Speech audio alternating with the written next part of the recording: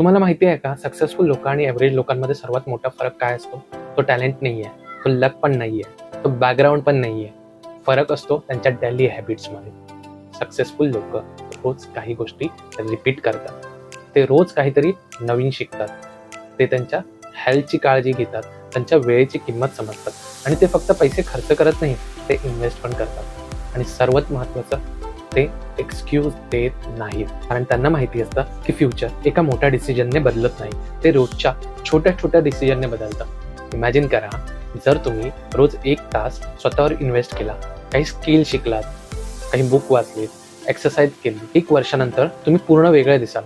Problem असा आहे की लोक मोटिवेशन शोधतात, पण सक्सेसफुल लोक हॅबिट्स बिल्ड करतात. म्हणून स्वतःला एक प्रश्न विचारा, आज मी असं काय केलं ज्यामुळे माझं फ्युचर बेटर होईल? कारण सक्सेस हा डेस्टिनेशन नाही, ती एक डेली प्रोसेस आहे.